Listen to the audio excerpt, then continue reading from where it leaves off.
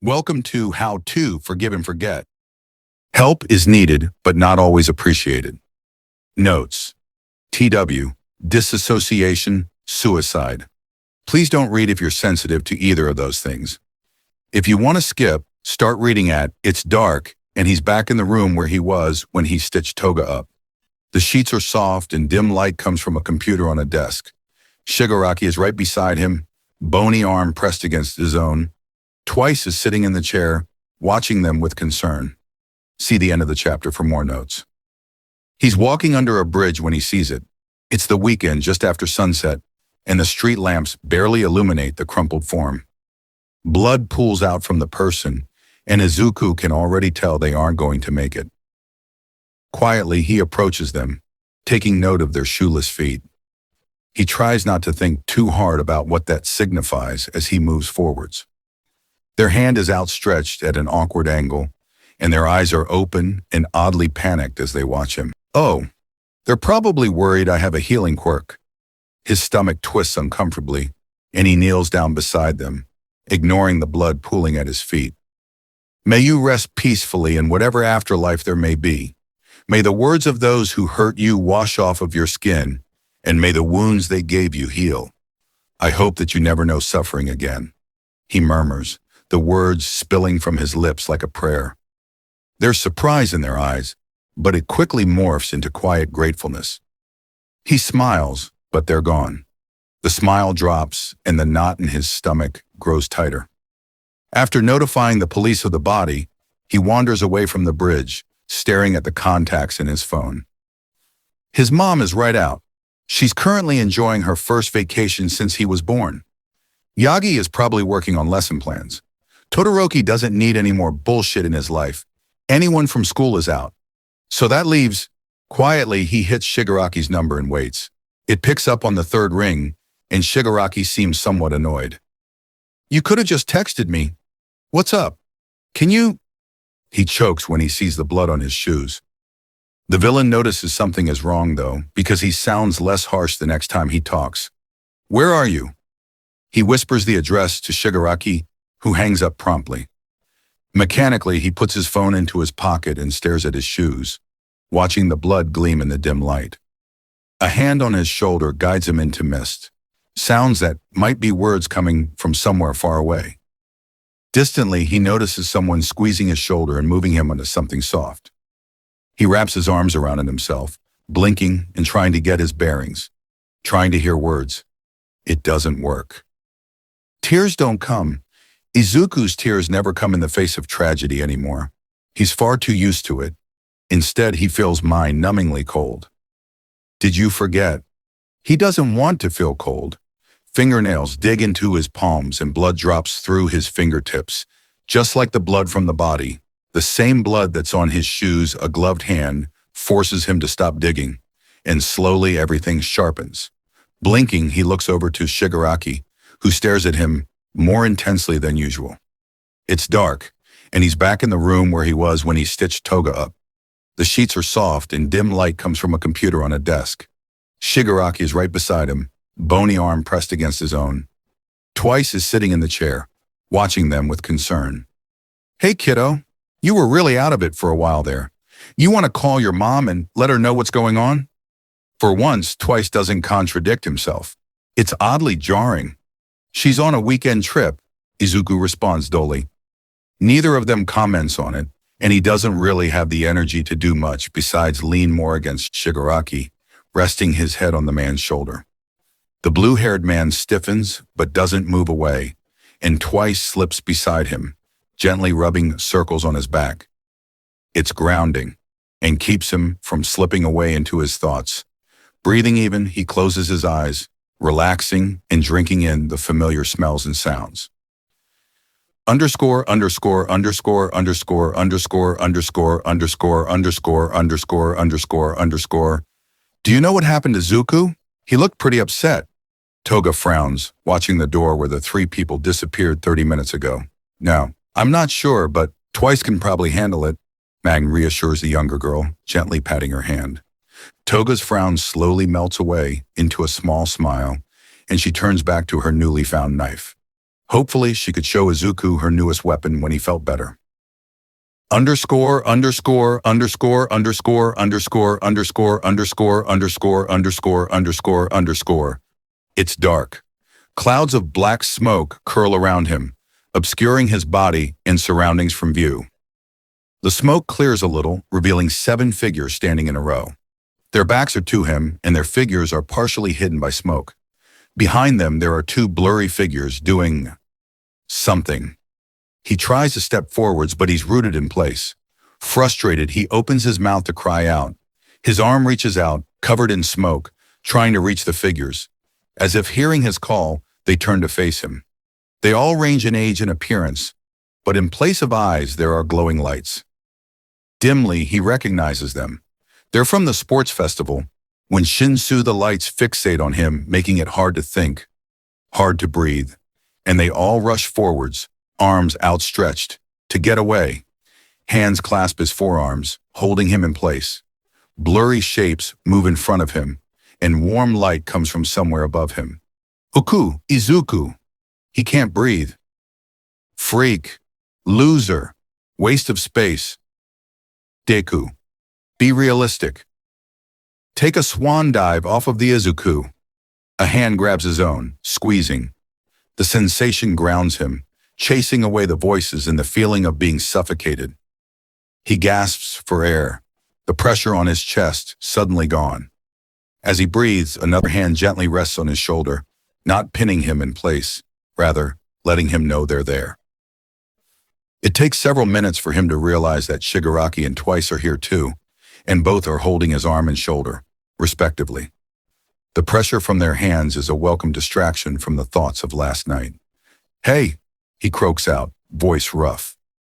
Red eyes focus on Izuku with false annoyance, and Shigaraki releases his hand with a scoff.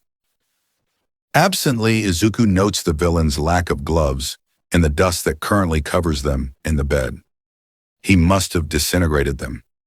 Twice's usual gray and black spandex is replaced by a stained white tank top and a pair of red sweatpants. The mask remains, though. "Hey, kid, that was quite the wake-up call you gave us. Do you want to talk about it? You look like shit. Go take a shower and leave us alone. I'm okay. I don't want to talk about yet, though." The 2 men nod, and the room falls silent once more. Underscore, underscore, underscore, underscore, underscore, underscore, underscore, underscore, underscore, underscore, underscore, Zuku. Toga cheers when she sees the green-haired boy enter the room.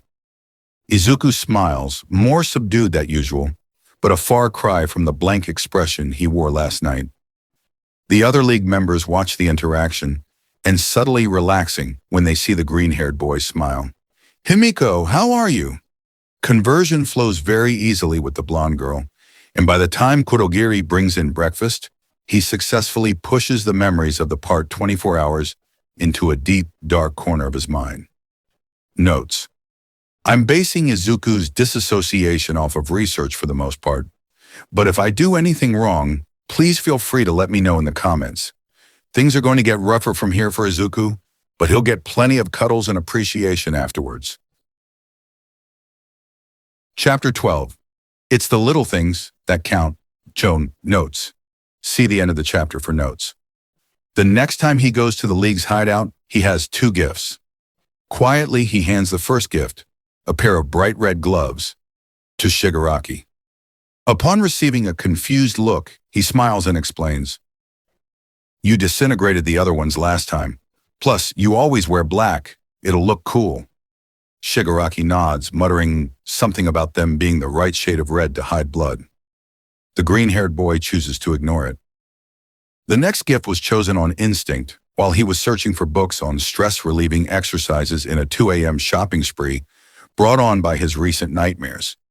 It doesn't even really make sense considering how little he knows about the person getting this gift, but something told him, buy it. Quietly, he approaches the bar, hands securely in his pocket as he looked up at the misty man. The other occupants of the bar perk up when Izuku holds a hand up to Kurogiri, palm up. Glowing yellow eyes narrow, and the mist leans over to peer at the offering. After a moment, Kurogiri lets out something that sounds suspiciously like a sniffle, and takes the object from Izuku's hand. They double-take when Kurogiri fastens a silver cat pin with black gems for eyes to his vest, then reaches out and ruffles Izuku's green hair. I appreciate it, Izuku. How did you know I like cats? Green eyes glimmer with satisfaction as a smile steals across the short boy's face. Just a feeling, notes. Kurogiri likes small, cute things, hence why he looked care of Shigaraki so long, even though he's kind of a brat. Izuku's gift-giving instincts were screaming at him as soon as he saw that pin. Chapter 13. Running away is also not a good idea. Notes. TW, panic attack. If you're sensitive to this topic, please do not read. If you'd like to skip, stop reading at "When did everything go wrong?" and start reading at. After a couple minutes, Izuku's breathing back to normal, albeit shaky. See the end of the chapter for more notes. Deku, are you feeling okay? Uraraka asks, her usually cheerful voice lowered on worry. Izuku jumps, having completely zoned out since Ida had started his daily lecture on proper nutrition. All three of his friends watch him as he scrambles to look less like a zombie and more like a hero student. I'm fine. He smiles at them as reassuringly as possible. Izuku is not, in fact, fine. He hasn't gotten a proper 8 hours of sleep since he'd spent the night with the League 2 weeks ago, having been violently ejected from sleep by lunging figures nightly. He manages to catch 40-minute naps here and there, but they're almost always interrupted by blood pooling around his shoes or another person waking him up. In short, he's exhausted, and having to be mentally present for lunch is too much to ask from him today, much less trying to ward off his friend's concern. Are you sure? I agree with Uraraka. You do not look fine. Do you need one of us to escort you to Recovery Girl? Ida joins in, hands chopping the air as vigorously as usual. Absolutely not. The heroine's time is a precious resource, and he won't waste it because he can't handle his quirk. He'd already done so once, and she was upset enough that he can't go to her for broken bones anymore. I'm fine, he repeats, smile turning a little strained. His body language screams, drop it, and his friends oblige, albeit with worried looks. Underscore, underscore, underscore, underscore, underscore, underscore, underscore, underscore, underscore, underscore, underscore. Dabi walks into the room, takes one look at Izuku, and decides to start running his mouth. You look like shit. Ita! As blunt as ever. Thanks. Izuku deadpans. Not in the mood to deal with the burned man's snarky bullshit. Magne sets down her fluorescent blue drink on the counter and eyes him and his spread of notes with mild worry. Dear, how long has it been since you slept properly? She sounds concerned. It's nice, but Izuku doesn't need concern right now. He needs answers. He's been reading and copying down every relevant piece of information on a Quirk Help sub-forum for hours now, and he's found no solutions to help with his reoccurring nightmares. Damn the old one for all users. 8 generations and no one thought to write down some sort of guidelines for this all-powerful quirk? Or it finds someone with a longevity quirk and have them guide the new generations? Izuku groans, slamming his head against the wooden bar. Papers flutter to the floor as the 9th holder wonders, not for the first time, if One for All hates him. Death by sleep deprivation is unlikely, but full-blown insanity is not. Is One for All trying to drive him crazy so that All Might will take it back? Or is it a petty bitch that wants to punish him for hanging out with villains? Misty hands appear in his vision, nearly placing pieces of paper into stacks, and Magne's earlier question pops back into his head. A couple weeks. Don't worry, I'm not insane yet. Just ready to Texas smash myself in the face and go into a coma to actually get a peaceful night's rest. Would you actually do that? It seems a little far to go for something stupid like sleep, Shigaraki asks offhandedly, eyes focused on his game. It seems like a good option right now, the green-haired boy responds, shooting Kurogiri a grateful look for the now neat stack of papers to his left. The misty man merely nods in acknowledgement, and with that, Izuku turns back to his webpage. Well, if worst comes to worst, I'll just talk to All Might and pray he's had a similar experience and that he can help me. Underscore, underscore, underscore, underscore, underscore, underscore, underscore, underscore, underscore, underscore, underscore. It takes another near sleepless week for Izuku to give up and track down All Might outside of class. All Might, we need to talk. The man pulls him into a nearby break room and deflates with a spray of blood. What seems to be the issue, young Midoriya? You look rather frazzled. Izuku turns over his words in his mind, trying to force his brain to think of a polite way to say this. I've been having issues sleeping because of a very repetitive dream of 7 people with glowing eyes lunging at me as if to attack me. He explains as concisely as possible. Please have had a similar experience. Please have had a similar experience. All Might did a double take, non-existent eyebrows raising. Please, please, please. I'm pretty sure they're the same people I saw at the sports festival, and I need to go to sleep. So can you please tell me how to fix this? He practically begs the blond man, limbs feeling heavy. Said man's eyebrows furrow as he takes in his successor, who looks more disheveled than usual. Unfortunately, there isn't much he can do to help the young man, since he's never experienced anything like this before. I'm sorry, young Midoriya. I really don't know anything about this phenomenon. I don't understand why One for All would act in a way that is detrimental to your health. Of course you haven't. Tears of frustration prick Izuku's eyes, which he doesn't bother to hide as he stares at the ground. A question dances on the top of his tongue, the one that has been haunting him since this entire issue started. Yagi! Does One for All hate me because I was quirkless? The green-haired boy asks, voice full of frustration. All Might is at a loss. He really didn't think handing over One for All would cause so many issues for his successor. But between this and the bone breaking, he was starting to regret causing so much trouble for the earnest, hard-working boy. Sighing, he placed a hand on the Izuku's shoulder to offer some semblance of comfort. No, my boy. I too was quirkless, and it simply manifested as a strength augmentation for me. I believed it would manifest in a similar manner for you, and while it was clear that my many years with the quirk have caused a large power buildup, I didn't predict it showing you visions. Izuku blue screens. All Might was quirkless? Some small part of his barely awake brain fixates on that. All Might was quirkless. In his extensive research on All Might, there was never any mention of a charity for the quirkless. For orphanages, for disadvantaged people, but not the quirkless. No acknowledgement of their existence at all. All Might has been a hero for almost 4 decades. And he just never thought of it? Or did he forget? His words from the rooftop ring through his head. I cannot say someone without power can be a hero. It's nice to dream, but you must be realistic, young man. Dimly he can hear All Might talking, but he can't make out the words. It had been a long time. Could it be that the treatment was different back then? Of course it was, because when All Might appeared, he started cementing society's expectations and biases in a world of quirks. General crime rates went down, but hate crimes and discrimination towards those who didn't fit their mold.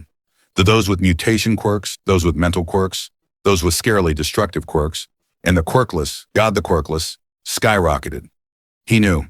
He'd seen the statistics, even compared them with All Might's rise to fame. The symbol of peace made people feel safe, enough to commit murder and constantly shaft others into the label of villains and wastes of space, because they aren't doing society anything but harm in the long run. And All Might is oblivious to it all. The hand squeezes his shoulder, mercilessly tossing him back to his middle school classroom. If you want to be a hero so badly, why don't you take a swan dive off of the roof and pray for a quirk in your next life? His breath catches, and he slaps the arm off of his shoulder. Distantly, he hears someone calling him, but he ignores it, sprinting through the hallways and out the doors, then the front gate before hopping onto a train. Somehow he makes it home. His mother isn't there, having taken an afternoon shift. She'd started working again once he'd gotten a quirk, and seemed happier for it. Mechanically, he sets his backpack onto his bed and takes off his uniform, replacing it with sweatpants and a short-sleeved shirt. The fog over his mind clears slightly at the familiarity of the room, but All Might's eyes bore down on him from the posters, making him feel sick. A sudden thought strikes him. All Might knows where I live. And after Izuku just ran out of school during lunch break, he's bound to come after him. Small form be damned. His chest tightens as he imagines even being near the man right now. He needs to get away from here. And fast. Breath coming, in short gasps, he grabs a black backpack and shoves a change of clothes into it, along with a blank notebook, a charger, and a case of pencils. Dashing to the bathroom, he puts his toothbrush into it.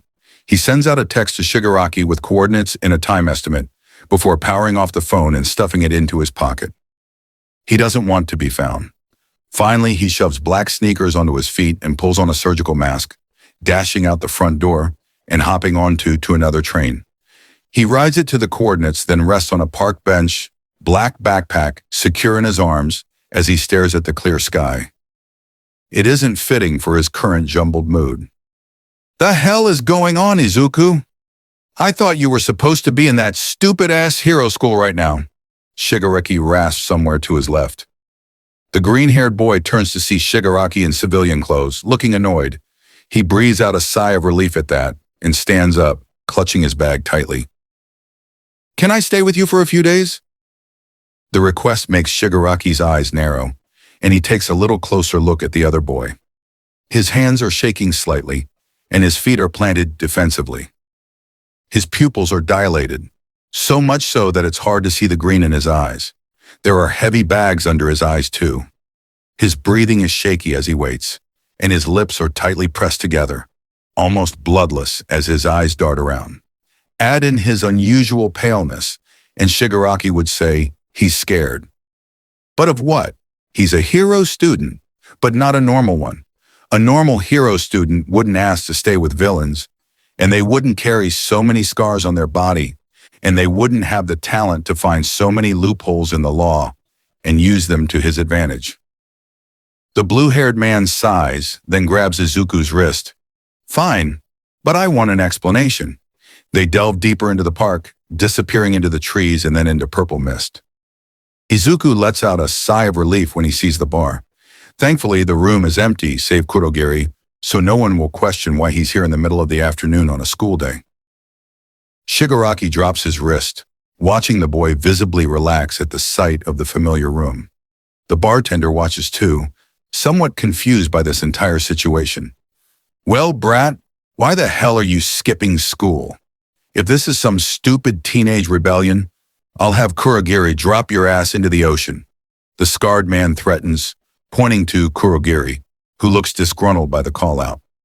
The green-eyed boy nods in understanding, eyes slightly glassy as he stares at a point past Shigaraki's head, trying to figure out how to explain this situation. The person I made a deal with. He trails off at the frustration in Shigaraki's eyes. I found out some things about him, and he knows where I live. I can't talk to him, not after he... Izuku cuts himself off, choking on air at the words that ring in his ears. Exhaustion weighs down his every step, and he'd accepted a volatile quirk from someone completely oblivious to the issues he's caused society. And now said quirk is hounding him out of his sleep. When did everything go wrong? Izuku runs a hand through his hair, tugging at the ends harshly as he tries not to let his thoughts overwhelm him. The villains watch the hero student's face crumple, his breathing coming in shorter and shorter as he curls in on himself. Shigaraki, unused to seeing anything but calm or cheerfulness from the student, is frozen in place by confusion. Kurogiri, on the other hand, quickly moved forwards, taking the student's hands out of his hair and gently placing them on his chest. Izuku, can you hear me? Breathe with me, okay? In and out. Through his panic, he hears Kurogiri speak and does his best to follow along, tears pricking his eyes. After a couple minutes, Izuku's breathing back to normal, albeit shaky. I'm sorry, I panicked, and I didn't know where else to go, and I promise I won't get in the way. It's just he knows where I live, and I can't... He cuts himself off, carefully releasing his hold from Kurogiri's suit vest and placing his hands at his side. Sorry. Izuku looks to the stained wooden floor, embarrassed by the tears that prick his eyes. You can stay. Just stop looking like a freaking kick puppy before the rest of the league is on my ass for making you cry. Shigaraki huffs are the last part, but the other two still hear him. Kurogiri chuckles under his breath, then gently places a hand on Izuku's shoulder. I assume you know where the spare room is by now. Why don't you go set your things in there? The misty man gently encourages.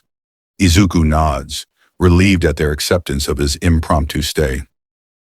Notes. Izuku runs away from his problems because he's too sleep-deprived to think straight. Shigaraki is frustrated. Chapter 14. Overworked and well-paid. Notes. See the end of the chapter for notes. Zuku, you're here!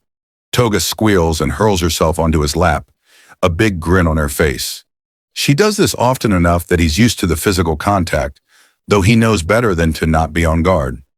Toga's hugs are always punctuated by knives far too close to his vitals. Izuku smiles and deflects her knife to his gut, carefully wrapping his arms around the girl in greeting.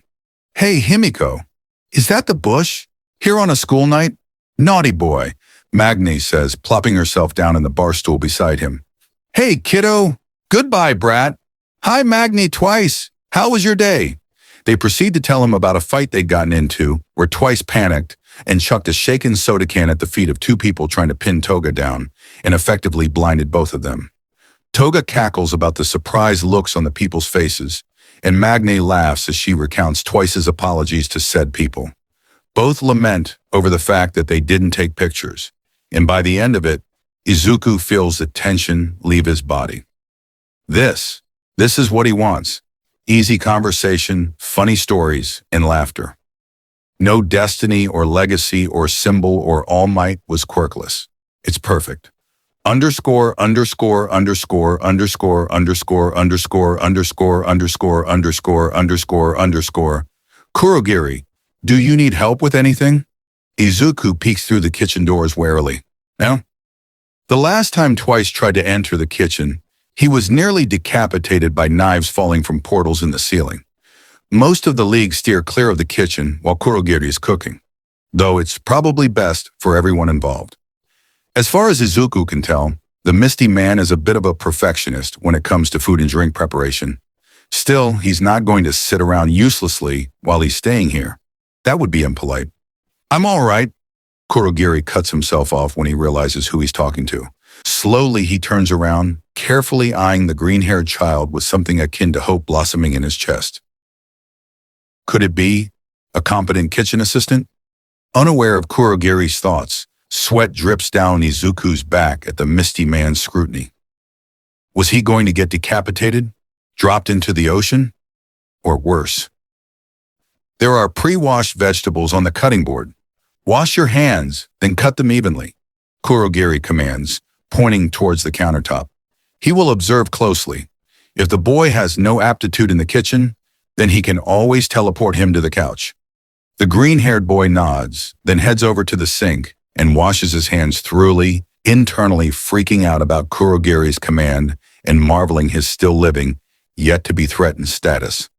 It takes a couple seconds for him to get used to the unfamiliar knife, but once he does, he cuts up the vegetables neatly and efficiently.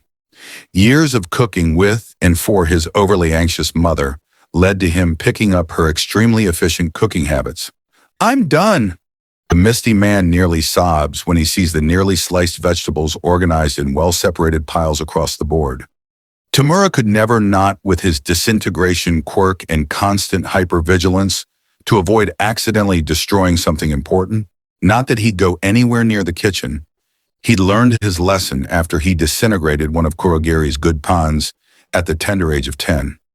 It had taken Sensei a week and the promise of better cooking ware to calm him down. As for the rest of the league, they were either disasters or didn't want to help him. The one time Toga used the kitchen had led to half the knives missing, burned water, and blood splatters all over the walls. He asked her to make tea. Needless to say, he nearly warped her to another country after that incident, and she gained a healthy fear of the Misty Man. Kurogiri, are you okay? Izuku asked hesitantly. I'm fine. Would you rinse the meat in cutting it up as well? Kurogiri asks. If he could cry, he would. He flickers happily, non-existent lips twitching upwards as he watches the green-haired boy go about the task with ease. Finally, someone competent and not intent on destroying his kitchen and his sanity. Notes. I'm a firm believer that no one in the league is competent at adulting besides Kurogiri, though Mr. Compress is the closest.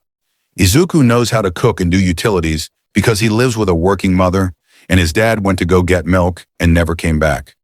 Thanks for reading. Chapter 15. Quirks are difficult bastards. Notes. See the end of the chapter for notes. Dinner was eaten quickly, and everyone disappeared just as quickly afterwards. After doing the dishes, Izuku grabbed his notebook and settled in the main bar area, content to perfect his sketch of a new hero and listen to Shigaraki and Spinner's gaming session.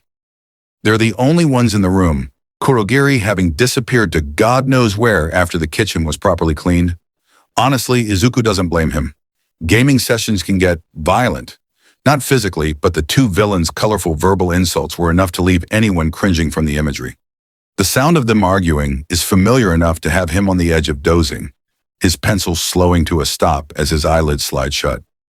He doesn't fight it, hoping tonight will be the night the seven figures leave him alone. Underscore, underscore, underscore, underscore, underscore, underscore, underscore, underscore, underscore, underscore, underscore. They turn on him. Again. A strong sense of déjà vu hits him as he watches the figure lunge at him. Behind them, two figures stand still, as if frozen in place. Determination fills him as he stares down the charging figures. He's going to get a good night's sleep. One for all and all might be damned. Stop it! He screams into the void, his frustration bleeding into his voice as he pushes the closest figure away from himself. Their glowing eye sockets flare bright red, and Izuku is plunged into a new scene. Underscore, underscore, underscore, underscore, underscore, underscore, underscore, underscore, underscore, underscore, underscore. Crumbling buildings tower over him. Rubble rests at a pair of black-booted feet, and small fires and puddles of water litter the formerly pristine street. A street lamp creaks and sways unstably in the breeze, flickering on and off. Smoke clouds the air, obscuring the sky. In the distance, police sirens wail, and the scuffle of fighting can be heard. A closer look reveals a pool of blood near the boots. But the boots don't move, and not Izuku.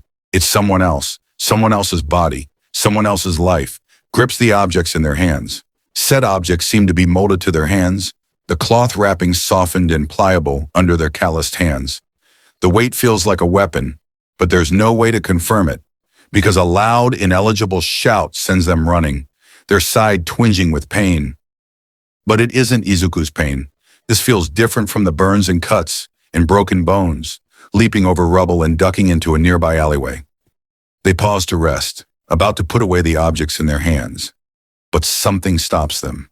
They stare into the shadows of the alleyway, eyes picking out irregularities in the darkness. That was faster than expected. Good job, thief. The person, not Izuku, but he feels his lip lifting accordingly, snarls at the white-haired businessman. Gray eyes meet his own, and they glare at him. I'm not a thief, you asshole.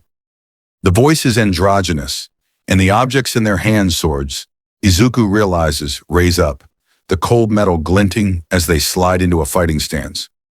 What else do I call the person who took the power that kept my little brother alive? The snarl sharpens, and incredulous anger bubbles up in their chest. At what cost? Your brother never wanted a power, and you forced it on him because of your own selfish desire to prolong his suffering. The white-haired man's face twists into a sneer, and the air grows heavier, making it hard to move. You know nothing. A hand extends, and Izuku's world explodes. Underscore, underscore, underscore, underscore, underscore, underscore, underscore, underscore, underscore, underscore, underscore. Izuku jolts up, one for all crackling and charging the air with energy. Warm liquid runs down his face and neck, and he feels something metallic bubbling up in his throat. Holy shit, he's bleeding! Is he dying? His vision comes into focus, and he spots Spinner hovering over him with a horrified expression. Shigaraki is staring at him from the couch, looking distressed. In the background, the TV flickers, the save screen for an unfamiliar game decorating the screen. Dimly, he touches the liquid on his face and brings it to his face. It's sticky and dark, and the smell alone lets him know it's blood. That's new. Spinner looks worried, but Izuku ignores him, standing up and grabbing his notebook, mind whirling from his dream? Experience? Izuku, sit down, you're bleeding a lot. What's going on? Spinner sets a heavy hand onto his shoulder, and his burn scar twinges in response. Blankly, the green-haired boy stares at the villain. Blood. Right, there's a lot of blood. He needs to clean that up. Then he can deal with whatever that was. He lifts up the hem of his shirt, wiping up his nose first, then his neck, as he examined the beanbag he was on. From what he can tell, there's no blood on it. Good. That would be a pain to clean. Izuku, seriously, you're freaking me out, dude. 1 minute you were napping, the next you were bleeding and convulsing, and then you woke up with your quirk activated. What happened? He looks at Spinner, then over at Shigaraki. They're concerned for him. That's new. No one was ever really concerned with him, just his fragility. Don't know. He frowns, looking down at the bloody shirt hem in his hand. One for all, something is going on inside it. Maybe it isn't rebelling against a quirkless owner like he originally thought, but he's reacting differently to One for All, so much so that it might as well be a different quirk from the one that All Might described. He's on his own here. First breaking bones, now this. Can I go a month without a quirk crisis? Frustrated tears prick at his eyes and he glares at the floor. I don't know. The hand lightly squeezes his shoulder, grounding him. Hey, it's okay. The bleeding looks like it's stopped, so why don't you go clean up? Come back after you're done. We can keep an eye on you and see if it happens again. Who knows? It might be someone's quirk. Numbly, Izuku nods and turns to go.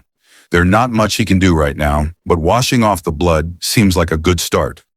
Underscore, underscore, underscore, underscore, underscore, underscore, underscore, underscore, underscore, underscore, underscore. After he washes off the blood and changes into a new shirt, he trudged back to the bar, so exhausted that he's past heavy eyelids. Spinner and Shigaraki are on the couch, and the lizard man moves over, patting the space in between them expectantly. Izuku obliges, wedging himself between the villains and leaning back on the soft cushions, wrapping his scarred arms around his knees and staring at the screen. Neither man comments and both go back to playing the game, albeit a little quieter and with the occasional sidelong glance. His limbs feel heavy, and the TV is too bright, forcing him to close his eyes.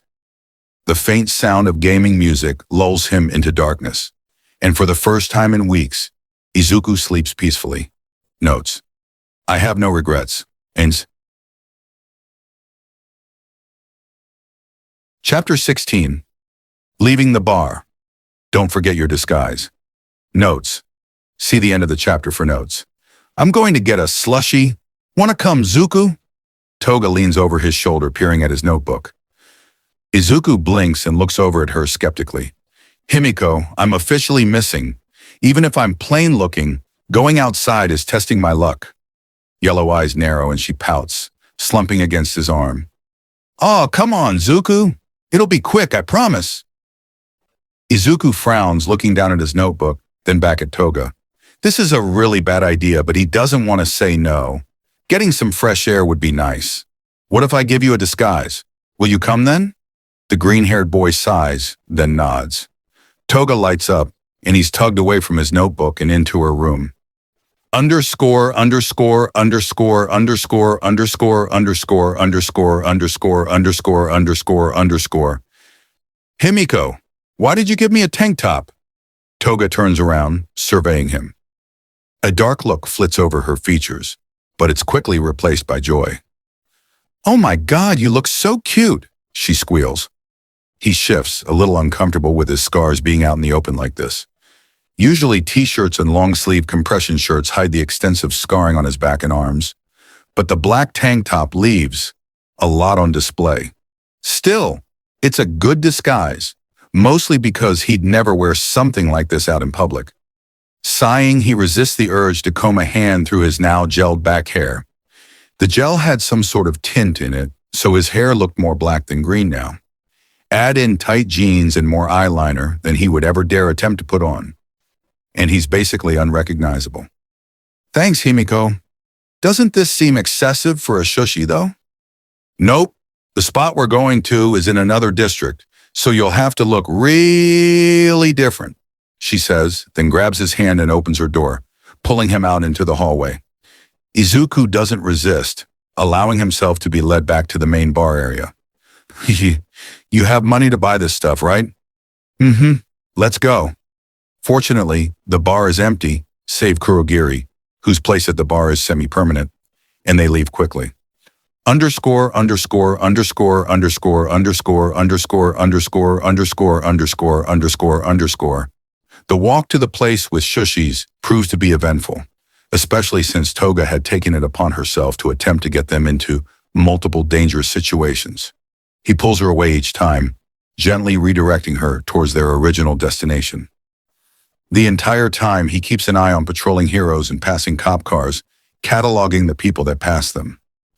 Eventually, they make it to a neon green and yellow decorated storefront, labeled with an English name that Izuku can't be bothered to read. Toga is practically buzzing with excitement, and the green-haired boy is quickly dragged inside, much to his amusement. The cool air of the shop smacks him in the face, and he shivers. Such strong air conditioning. Unbothered, the blonde-haired girl drags him straight to the back, ignoring the aisles with brightly colored bags of chips and candy. They reach the back, facing a machine with a multitude of glowing lights and chugging liquid inside. A humming noise comes from it, and the glowing sign pronounces it, the Shushi machine, in English. Toga seems unfazed and grabs a cup and straw from the stack beside the machine. Izuku follows suit, listening to her explanation of what the drink is. How many flavors she's going to get. 7, which seems excessive, but whatever. And if he likes wild cherry or frosty berry better, who came up with these names? In the end, he decides to get the cherry and the lime mixed together. It tastes pretty good, and despite Toga's insistence on him getting another flavor, they make it up to the counter. The cashier is a person with a pair of elegant-looking horns protruding from their massive curls, and they look like their eyes have been plastered open. Curiously, he looks at the odd assortment of old card games on a display case beside them. A red and black box catches his eye, and he peers at it. Hey, Himiko, do you think anyone would want to play a card game? Toga looks over at the display case, her eyes alight with mischief as she looks over at him. Totally. Which one do you have in mind? What about Uno? I read online it was pretty popular in the pre-Quirk era. How much is it? Toga turns and asks the cashier. They pay and leave, the new card game in Izuku's back pocket, and Toga skipping a couple of steps ahead of him. Something nags at the back of his mind, telling him that something is going to go wrong, but he can't quite place what it is. Ahead of him, Toga giggles, excited for the chaos that will soon befall the poor, unfortunate souls that make up the League of Villains. Notes. Buckle up, the next chapter is going to be fun. Chapter 17. Family time. Results will vary. Notes. See the end of the chapter for notes. I'm just saying, theoretically, Shigaraki could disintegrate something with one finger. Whether or not it's a practice thing or a psychological thing isn't the issue. All people with 5-finger activated quirks could technically use one finger to activate says quirk if they were under enough stress that their body believed it was a life or death scenario. Arbitrarily cutting up one of his fingers won't trick his body into thinking it needs to evolve. It would need to be a carefully crafted simulation. Oh, hi, Shigaraki. That would bring up his adrenaline levels. Izuku holds open the door for Toga, vaguely gesturing with his cup. Yeah, but if he thought somebody was betraying him, wouldn't that be enough adrenaline or whatever? So if I just jumped him while he was asleep? Toga waves her knife in Shigaraki's direction as she sets her almost empty drink on the bar. He shakes his head, taking another sip of his drink. No, it would need to be a situation where he actually believes he'd die. Quirks are like biological failsafes. a last resort of your body to protect yourself. So they only evolve or adapt in extreme stress situations. That's why most civilians never discover additional features to their quirks until they have children. Besides, you just plan to jump him right in front of him, so he'll be on guard around you now. Toga nods, her fingers twirling her current favorite knife, a deep red bejeweled handle and 4-inch long blade that could flip in and out in circles. Shigaraki's looking at them now, along with Kurogiri and Dabi, but the green-haired boy ignores them, taking a thoughtful sip of his drink. There's some pretty realistic VR headsets nowadays, but the issue would be where he'd be because his quirk is already strong enough that if it were to evolve, he would probably take at least a mile of city block with it, and that would bring the heroes down on his head. What the fuck? Shigaraki's raspy voice snaps him out of analyzing mode. Oh, hi. Me and Himiko went out for slushies. He waves awkwardly, then takes another sip of his drink, avoiding Shigaraki's incredulous look. Toga giggles, her knife glinting, as she twirls it and grins at Shigaraki, who glares at her. What did you do to him? Nothing. Izuku blinks, looking in between the two with confusion. Do you mean my disguise? Dabi's lips twitch, and Toga grins wider as Shigaraki's glare worsens.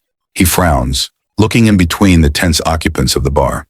You look emo, Dabi says, a smirk on his burned face.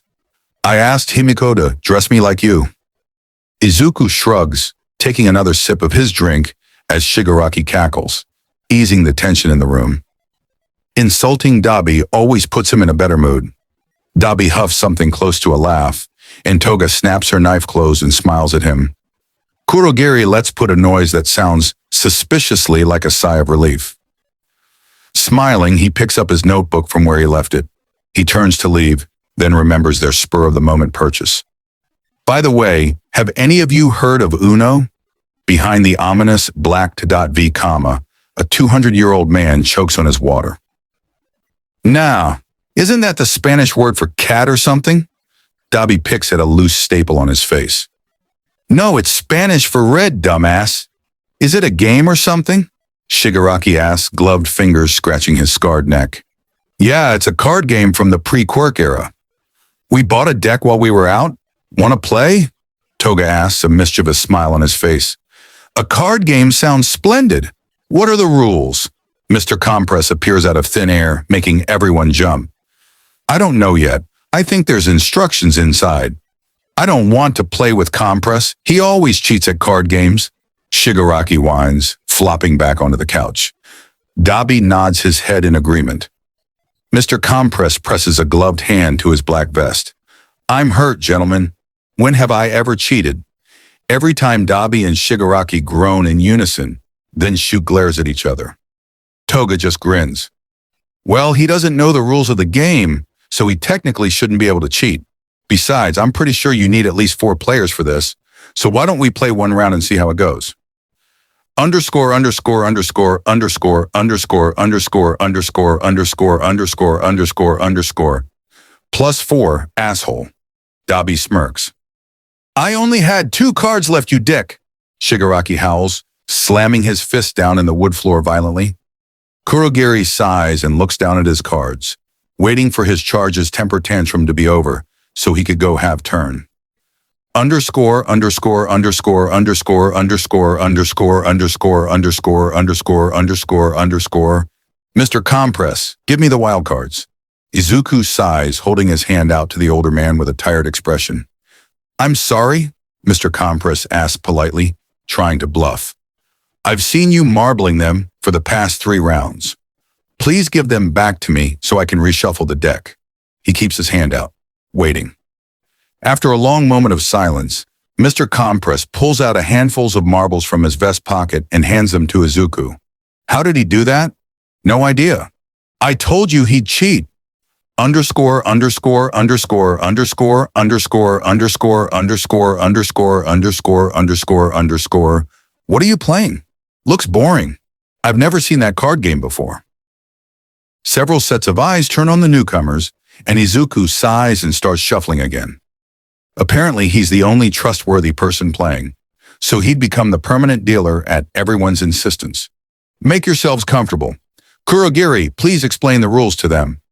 Underscore, underscore, underscore, underscore, underscore, underscore, underscore, underscore, underscore, underscore, underscore. Why don't we spice this up? Every time a draw 4 pile starts, the person who can't add to it can either draw cards or pick a dare from the person to their left. Magni suggests as she watches Twice Despair as he painstakingly draws 36 cards from the deck. He put down a draw 4 card, and everyone else had one too, leaving him to face the full wrath of karma. Everyone nods along, and Izuku sighs. I have a feeling this is going to go badly. Underscore, underscore, underscore, underscore, underscore, underscore, underscore, underscore, underscore, underscore, underscore. I dare you to give me your most expensive bottle of alcohol. Dabi smirks at Kurogiri, whose glowing eyes narrow at the burned man. I will take the 16 cards. Underscore, underscore, underscore, underscore, underscore, underscore, underscore, underscore, underscore, underscore, underscore. I dare you to. Izuku trails off, peering at Spinner, who looks nonplussed by his fate. Get on with it, Shigaraki whines, impatiently tapping his foot on the floor. Write a love letter to Stain and send it after this game is over. Spinner blanches, as much as a lizard can blanch, a look of horrified embarrassment on his scaly face.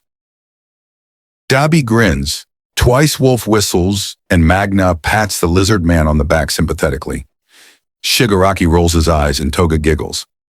I'll help you. Don't worry, I do it all the time, she says, and Spinner looks like he wants to melt into the floor. I choose the cards. Underscore, underscore, underscore, underscore, underscore, underscore, underscore, underscore, underscore, underscore, underscore. I dare you to take a shot. Go drown yourself in alcohol. Mr. Compress sighs and looks over to Kurogiri. The misty man nods and creates a portal, sticking his hand through it and quickly making the shot and passing it to Compress. The man lifts up his mask, revealing another black mask underneath with a hole for his mouth, and throws his head back, drinking it all in one gulp. Izuku winces, but Compress is already setting the glass down and fixing his mask. Underscore, underscore, underscore, underscore, underscore, underscore, underscore, underscore, underscore, underscore, underscore. I dare you to play the rest of the round upside down, Toga says cheerfully, grinning at him. At least she didn't ask me to take off my shirt again. He looks at his lone card, then at the stack of 3 draw 4s. Okay. Sighing, he sets his card down on the floor, then twists his body into a handstand. Then he grabs his card, holding it at an angle so Toga and Spinner can't see it. He keeps his feet tucked in so he doesn't accidentally hit someone and smiles. Good. Her eyes sparkle, and he hears someone mutter, "What do they feed that kid?" as she grins. Perfect. Underscore, underscore, underscore, underscore, underscore, underscore, underscore, underscore, underscore, underscore, underscore. I dare you to remove all knives from your person and refrain from attacking anyone for the rest of the evening, Kurogiri says, making Toga groan. You're no fun. Underscore, underscore, underscore, underscore, underscore, underscore, underscore, underscore, underscore, underscore, underscore. I dare you to let Toga put you in a dress, Shigaraki crows gleefully, pointing at Dabi. Dabi thinks about it for a minute, then shrugs. How bad can it be? He returns 15 minutes later in a neon pink tutu held up by bright yellow suspenders and his usual combat boots. His chest is bare, and he looks exhausted as he sits down beside a hysterical Shigaraki. I'll take the cards next time. Underscore, underscore, underscore, underscore, underscore, underscore, underscore, underscore, underscore, underscore, underscore. Twice, dear, please pick the cards or the dare, Magni says, looking somewhat regretful of her decision to give him a dare at all. I'm going to do the dare. I'm doing the cards. Everyone sighs. This is going to take a while. Underscore, underscore, underscore, underscore, underscore, underscore, underscore, underscore, underscore, underscore, underscore. Uno, Shigaraki shrieks, pointing at Dabi's card. The game pauses and everyone looks over at the villain. Huh? He didn't say Uno, and I did, so he has to draw 2 cards, Shigaraki says with a triumphant smile. Izuku grabs the page of rules, eyes flicking over the words. After a minute, he sighs. Dabi, draw 2 cards. Crusty asshole, Dabi snarks, shooting the other man an annoyed look. Underscore, underscore, underscore, underscore, underscore, underscore, underscore, underscore, underscore, underscore, underscore. Let me throw knives at you. Kurogiri took away your knives. Do something cool. Izuku thinks for a minute, then stands up and grabs the open bottle from the bar top. Shots are a popular dare choice, and everyone has had at least 2 by now, much to Kurogiri's chagrin, and puts it to his lips, chugging several mouthfuls with a straight face before setting it down. Damn, didn't know Golden Boy was a drinker. Dabi smirks. Alcohol's a good painkiller. Izuku shrugs and drops his last card on top of the deck. I win. Fucking hell! I was 1 turn away from winning. Spinner groans, tossing his card to the floor with annoyance. Underscore, underscore, underscore, underscore, underscore, underscore, underscore, underscore, underscore, underscore, underscore. Izuku, could you please sit in between Shigaraki and Dabi? I do not want to prevent a murder tonight, Kurogiri asks. By now the alcohol is kicking in, and his head is fuzzy, but he nods and stands up, stumbling over, plopping down beside Shigaraki and leaning against his shoulder. To his credit, the blue-haired man doesn't throw a fit, just grumbles and wraps a hand around Izuku's shoulders. Properly stabilized, he looks down at his cards, tuning out Toga's whining at his relocation. I can see your cards, brat. And I can see you don't think I'm a brat. Help me out? Whatever. The round is won by Magnum, who looks smug at Twice's despair. He'd forced her to choose between drinking a bottle of hot sauce and taking 20 cards a couple of rounds ago. The cards are set down, and he reaches out for them and shuffles them, concentration shot as he starts dealing. Oi, you drunk? That was a lot of alcohol for a kid. Shigaraki pokes his cheek, making him giggle. I'm fine, just buzzed. It's a relatively normal round, until Mr. Compress decides to set down a +4. Twice curses him out and sets down another, and everyone follows suit until it gets to him. He doesn't have a +4 or a wild card, and he can feel Shigaraki's amusement. Don't want to draw cards. Shigaraki? The man hums and Izuku peers down at his cards, trying to figure out if he can win this round. Not if I have to draw 28 cards. Tell me about one of your scars. Izuku purses his lips, thinking over it for a minute before deciding that winning is the most important thing right now. Okay, which one? Want this one? I'm going to tell you about this one. Izuku points at his stomach, then realizes no one can see it.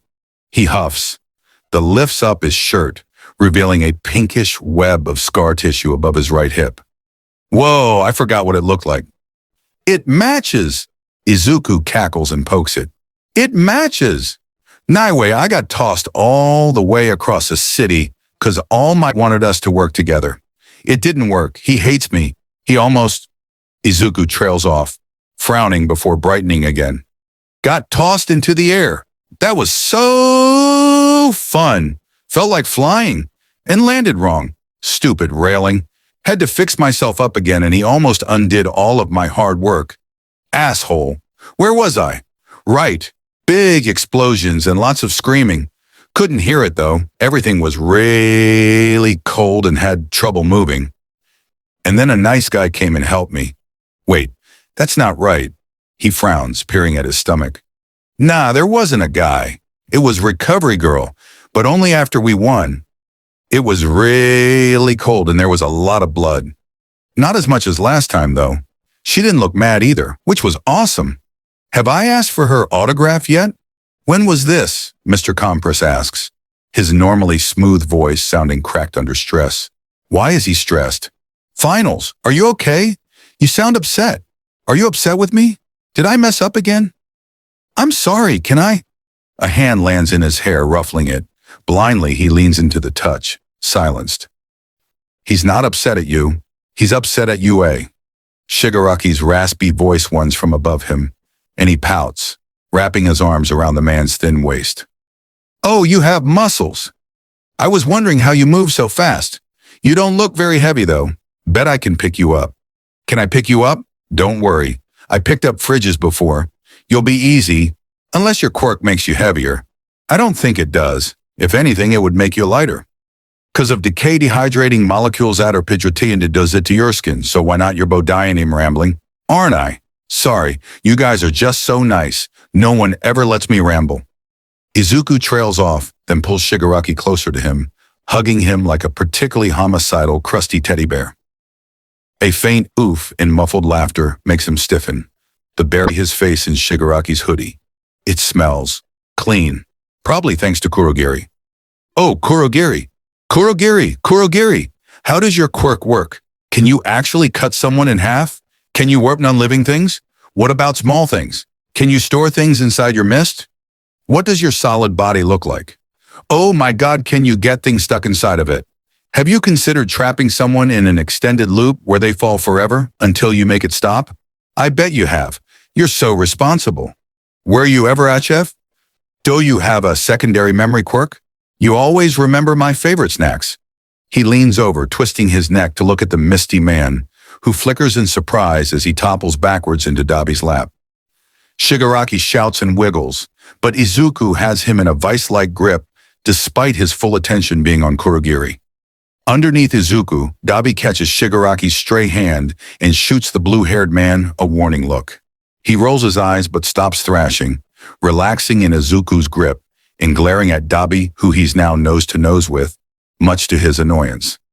Meanwhile, Kurogiri is attempting to answer questions and decipher the green-haired boy's rambling, but is quickly becoming overwhelmed. Toga is watching everything with a glint in her eye, and the others shake their heads. Only Izuku could get away with using the head of the League of Villains as a teddy bear and not get dusted.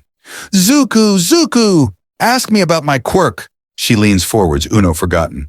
Himiko, how does your blood intake work? Are you immune to blood-borne diseases? Does certain blood taste better than others? What's your favorite blood type? Do you ever get tired of blood? Underscore, underscore, underscore, underscore, underscore, underscore, underscore, underscore, underscore, underscore, underscore. A serious air hangs about the bar. Cards have been distributed, and each player is tense, wearing a serious expression on their face. Kurogiri looks over at the sleeping green-haired boy, then back at the League members, who look ready to murder each other, and sighs. Whoever wins this round gets to cuddle Izuku for the rest of the night. No take-backs and no cheating. Otherwise, you will be disqualified. Dabi, start us off. Kurogiri won that round because no one could be trusted when it came to Izuku cuddles. He spent the rest of the night with the green-haired boy draped over his lap, snoring softly. No one but him would ever know the permanent smile that fixed itself on his face, though the rest of the League could sense his good mood from their rooms and sulked about it in their own ways. Notes: Izuku cuddles are elite. No one died. There were some close calls there, though. Hope you enjoyed. Chapter 18. Coping mechanisms are not always healthy. In notes. See the end of the chapter for notes. The next morning, Izuku woke up on top of Kurogiri with a mild headache. He immediately jumped up and started apologizing, but the misty man just waved him off and asked him to help with breakfast. As he's dicing the meat, he notices Himiko walking in, her hair cascading down her shoulders and in roughly pink shorts and a tank top. He gives her a smile, which she returns, then plops down in a chair at the table right outside the kitchen, resting her chin on her arms with a pout. Do you want anything to drink? She perks up, giving him a sweet grin. Orange juice with blood. Izuku nods, pulling a glass out and pouring orange juice inside it. Then he grabs a clean knife and nicks his wrist and holds it over the glass. A few drops of blood come out, but then a cool sensation spreads through his hand, making him pause. Huh? Confused, he looks down to see the cut he just made completely healed, the only evidence of injury a thin white line. Did someone use their quirk on me yesterday? But he didn't bump into anybody, and he didn't make eye contact with anybody either. Was there another type of activation requirement he could have met on accident? What had happened out of the ordinary the past few days? Well, there was that weird dream thing.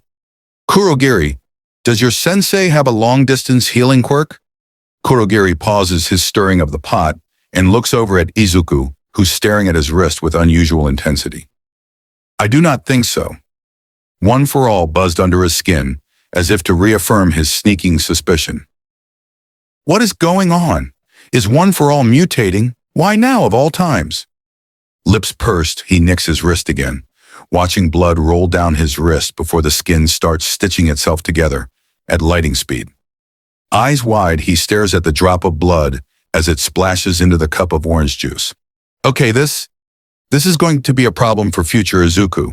Not now, Izuku. He really doesn't want to think about the implications of having a healing aspect of One for All, or how the timing being weirdly similar to the dream where he's pretty sure he died.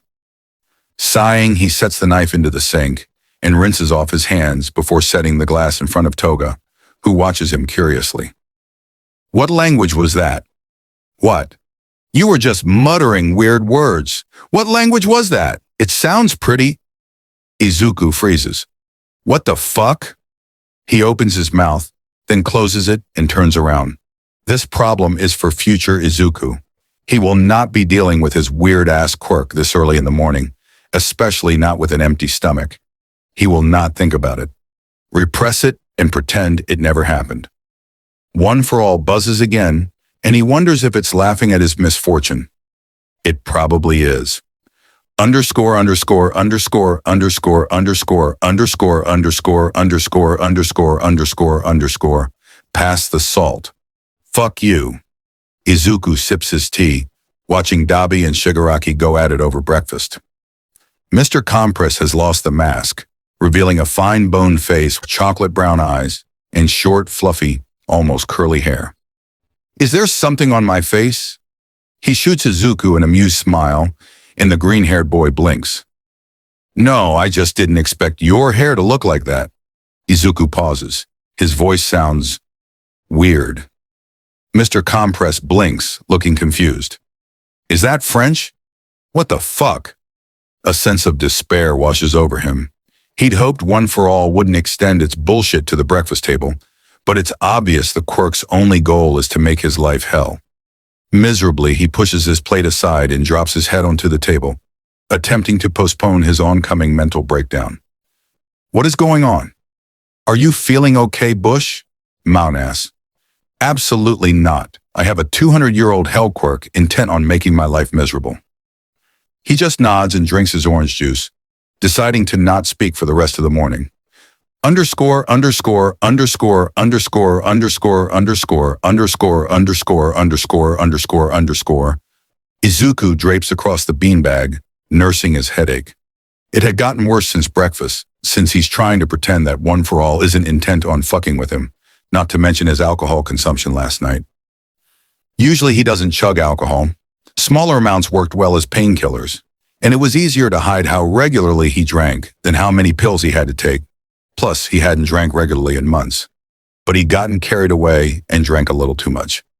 So now he has a mild hangover. Kurogiri shooed him out of the kitchen after breakfast, and the rest of League are nowhere to be found. So he's alone. Sighing, he flops over, ignoring his pounding head in favor of staring at the ceiling. I need to go back. He frowns. He really, really doesn't want to go back. But he needs to have at least 2 years of hero school under his belt to get a provisional license. And once he'd completed enough missions, he could get his actual hero license. Until then, he'd need to attend UA semi-regularly. Some part of him screamed in protest at that. He's comfortable where he is. There's no one here to remind him of his endless responsibilities. No All Might, no competition pushed too far, and no dealing with people's ignorant worldviews in silence. Because every time he tried to speak up, he could feel Bakugo's glare burning into him, as if the blonde was saying, don't defend them, you're better than them. You're one of us now. Act like it. It makes him sick, but he doesn't say anything, just buries the experience deep in his mind for when he can reflect on it when he's in a safe place. Like the bar. Over the past few months, it had become a haven for him, a place to hide from his classmates' naive outlooks on life, from his teacher's stares, from All Might's expectations, and from his mother's quiet relief and borderline neglectful behavior since he'd gotten a quirk. It made him feel warm and happy to see Kurogiri polishing glasses with a rag, or Spinner and Shigaraki playing video games, or twice Magne and Toga having a spa night, or even Dabi and Mr. Compress sulking around like the loners they are. But he knows he has to go back. Time is and will always be an issue. Most likely, he'd have to limit visits and have his phone lines tapped. He'll need to get his hands on a burner phone and delete incriminating data off of his current phone. As for his disappearance, he doesn't have to say anything. He can always pretend to be too traumatized to talk. But would that make the security measures worse? The opening and closing of a door and the smell of ash indicates that Dabi is back. The faint undercurrent of blood and burned flesh makes Izuku's stomach curl, and instantly his thoughts are tossed aside in favor of shooting up, hurrying over to Dabi and noticing the blood ticking down his chin. A telltale sign of ripped stitches. But that's not what Dabi is hiding. His body is angled so Izuku can't see his right arm, which makes him frown. Dabi, where did you get hurt? I'm not hurt, the burned man huffs. I'm fine, Mom. The kids just got a little rough today. Nothing too bad, he chuckles, trying to downplay the brand new gash on his leg. Oh, honey, you shouldn't be playing with them. You know they don't know how to control their quirks yet, and Katsuki might burn you again. I'll call up the school and ask them to have you sit out recess. His heart sinks. This isn't what he wants. He wants Mom to comfort him and help patch him up. But if him sitting out recess makes her happier, Dabi, show me your arm. Izuku's expression is carefully blank as he grabs the burned man's wrist, careful to avoid the staples that circle his wrists like cuffs. Dabi freezes, a shudder going through his body at the commanding note in the green-haired boy's voice. Geez, Pipsqueak, it's not even that bad, see? I'm fine. He's yanked forwards and Izuku examines the man's arm. There are pockmarks on his clothes and skin, and a faint sizzling sound comes from the skin. Acid. Acid wounds needed to be cleaned out so they didn't cause more damage, so he'd need baking soda and cloth. Not that bad, my ass. Come on. Underscore, underscore, underscore, underscore, underscore, underscore, underscore, underscore, underscore, underscore, underscore. How is the search for young Midoriya going? Any leads? Yagi asks, his All Might form retired for the day after teaching a joint heroics class with Aizawa, who had to cover for him, disappearing halfway through the lesson, much to the other man's annoyance. And none. No, Toshinori. There's nothing yet. It's like he disappeared into thin air. His oldest friend Naomasa Tsukuyoshi says, sounding somewhat exasperated. Of course he had every right to be. Midoriya had been gone for 3 days now, and there were no clues as to where he might have been going, besides a missing notebook, backpack, and a change of clothes. It wasn't like the boy to just disappear, but the police almost completely ruled out kidnapping due to the lack of struggle, and since the last person who talked to him was Yagi, his friend had questioned him.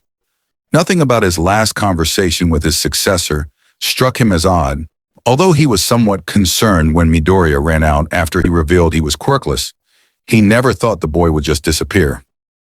Do you think someone will try to find him if I raise the reward money? The line is quiet for a moment, and Yagi fiddles with his shirt nervously. Everything about Midoriya's disappearance felt wrong, off, but he had limited time in his All Might form and had no influence in his true form.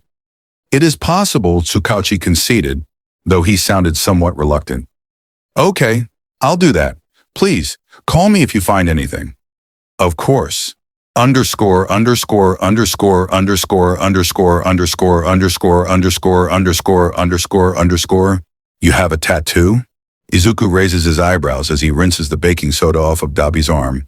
He'd taken off his shirt and coat to give Izuku better access to the injured site, and he'd spotted a swirl of ink of Dabi's hip. Yeah, I did it myself. Dabi sounds proud. It's interesting to see the burned man display any sort of emotion besides his eternal smugness. Can I see? Dabi shrugs and pulls down his waistband a little, revealing a tattoo right above his hip. It's of a snake eating its own tail, done in perfect detail despite the prominent hip bone raising the surface of Dabi's skin.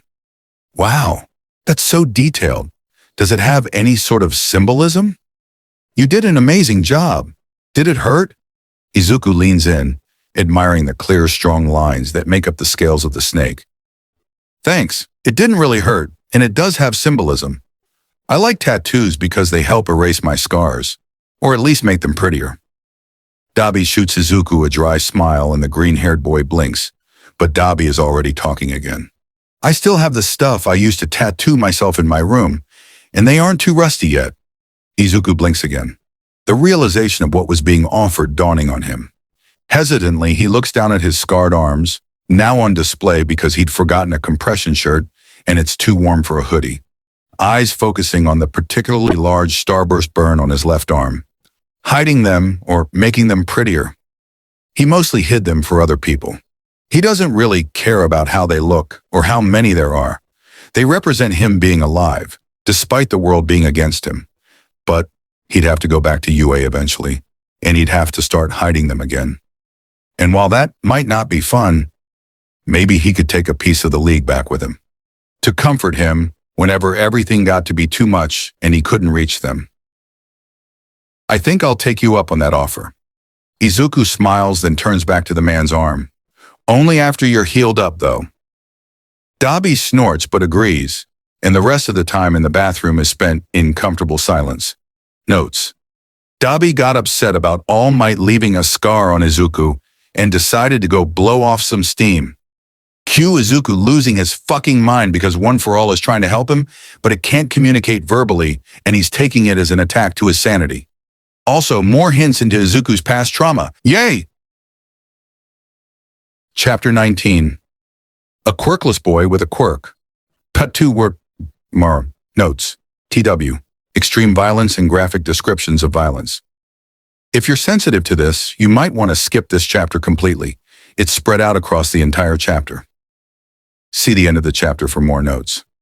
Izuku Midoriya. One of the students in his first-year class that was a part of the USJ attack at the beginning of the year. To be honest, Aizawa wasn't expecting much from the boy. On his first day, he scraped through the quirk apprehension test by the skin of his teeth. The only reason he didn't expel the kid is because of the glint of determination in his eye, a determination that echoed with his younger self. He didn't and still doesn't understand. How could someone with such a powerful enhancer quirk act so fearful? How could he stutter and second-guess his every move? Usually kids with powerful quirks were confident and reassured, like Bakugo or Todoroki. Instead, Midoriya seemed almost fearful around his peers and looked downright terrified whenever Aizawa singles him out. Still, he'd clearly started bonding with his classmates after the USJ.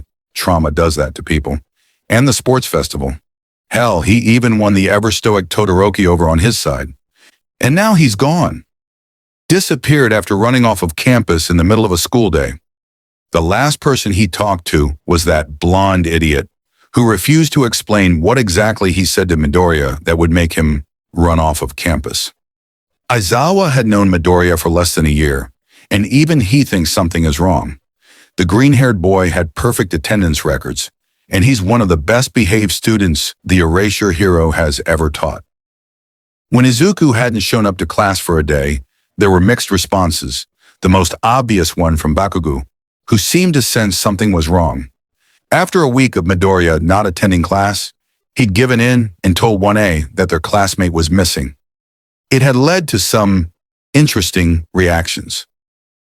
Most of the class seemed worried, but were hopeful for him to be found.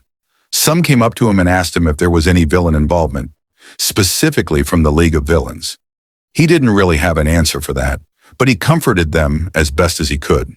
Bakugo seemed tenser than usual, despite his friends attempting to distract him. As expected, Midoriya's closest friends, Uraraka, Iida, and Todoroki, had the most severe reactions. Uraraka practically threw herself into training, and Iida was unusually quiet the more days passed. Todoroki reverted back to his cold silence from the beginning of the year, punctuated by glares at Bakugo and long stares at All Might during training. As the week progressed, Aizawa started to notice the shifting power dynamics in class and the increasingly empty desk space behind Bakugo. Class 1A grew quieter, more pensive, and more looks were shot at said desk. Training felt odd, and he started overhearing students quietly admitting to worry for the green-haired boy. Midoriya's absence left a large power vacuum in the class, and no one was quite sure how to deal with it. He was the shy, overly apologetic, heavy hitter who loved to write in notebooks, He balanced out the overall mood with his endless determination and his mumble storms, one of which Aizawa had the opportunity to listen to, though the boy cut himself off as soon as he spotted him, were actually extremely insightful. Unfortunately, Nezu had decided to keep Midoriya's disappearance under wraps from the public, and though the rat is covertly funding the search, Aizawa can tell the principal isn't very invested in finding the kid, probably because he wants to avoid more bad press. Everything about this situation screamed that something is wrong, but Aizawa can't join the case because he's too emotionally invested. So he's stuck dealing with his class and trying to gain insight from the outside. What a clusterfuck. Underscore, underscore, underscore, underscore, underscore, underscore, underscore, underscore, underscore, underscore, underscore. What are we doing here? Izuku asked, looking around the mostly empty warehouse with confusion. He thought and twice going out to get groceries, until he was dragged into the main bar and hassled through a warp gate. Some NPC wants to talk to us, and Sensei said he was doing something to the bar tonight, so we brought you along. I should have run as soon as I saw all of them in the same room without arguing. Izuku sighs but pulls up his hoodie and clambers up the dusty crates, sending plumes of dust motes swirling in the moonlight. He positions himself in between Dabi and Twice, both of whom are much larger and more eye-catching than him. Hopefully that will keep him from being acknowledged. His missing poster had been up for a while now, and between that and the sports festival, he's bound to get recognized at some point. I can't believe it's almost been 2 weeks since I ran away. It's oddly comforting. The League, despite being criminals, make him feel safer than the entirety of UA. Plus, he'd been able to get at least 6 hours of sleep every night since his weird dream, and he even had people to cuddle with. That was nice, though it was pretty embarrassing to wake up on top of Kurogiri, especially since he can't read that man for the life of him. Footsteps echo through the quiet warehouse, silencing murmurs of the League. A man in a red and gold plague mask steps into the moonlight, green coat trimmed by purple feathers. Though it's the familiar white surgical gloves on his hands that catch Izuku's eye. He knows this guy. He never got a name, but the man followed him around for a solid 2 months, trying to get him to join a cult by healing his daily injuries, which was odd since he clearly had germophobia and didn't like blood. None of his classmates were particularly happy about his new friend's quirk and made it their mission to injure him so badly that the man couldn't heal him. He'd ended up having his eye half gouged out, and the man had healed him and left shortly after that. Beatings were less brutal afterwards, probably because they were afraid they'd killed him, but the verbal bullying abounded. It was around this time he received his first spider lily. Overall, the man was terrible at kidnapping, but had an interesting enough quirk that Izuku remembered attempting to analyze it. Though he never got up the courage to ask the man about it, his anxiety was at an all-time high and he was practically mute. As the conversation carries on, he notices the man's tense posture and how his body was squarely to the shadowy wall of the warehouse. He peers at the wall, noting a faint tremor that would go through the wall every time Shigaraki said something offensive. So he has backup. The question is it a camouflage quirk or something else? Probably also how many people are actually here too, but he's more interested in the quirk than anything else.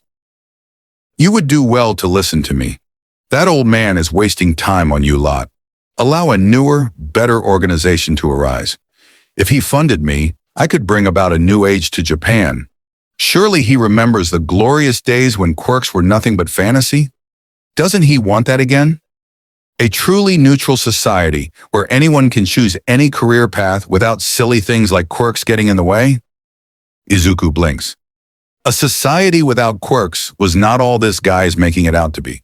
Sure, quirk discrimination wasn't an issue, but other types of prejudice ran rampant. And some countries, namely America, were on the brink of civil war because of said prejudices. Honestly, Izuku thinks they've just traded out one prominent issue for another in the past 200 years. Especially when it came to the treatment of the quirked and quirkless. Violent riots and human experimentation ran rampant in Japan during the reveal of quirks as a whole, and it wasn't uncommon for entire families to be wiped out overnight. Now the quirkless are pushed to the edge of society and beaten down constantly. There are even some purist groups that raid hospitals for quirk records, and wipe out anyone with quirkless on their files. Even though the 20% statistic is bullshit, since those without toe joints that display no sign of a quirk by 8 are marked quirkless, there are actually very few people with the toe joint worldwide and almost none in Japan. Hey, don't talk about the league like that, you bastard! Mad charges at the man, magnet swinging. His quirk! He opens his mouth to call out, but he can tell it's going to be too late. Time slows and he sees the man pulling off a glove with narrowed eyes. Green lightning crackles off of his body as he grabs a katana off of Spinner's back and throws it in between the two villains, making them both jump back. A spider web of cracks spreads from the katana, now halfway buried in the cement floor. He has a quirk centered in his hands that could rearrange your molecules in seconds. Don't let him touch you.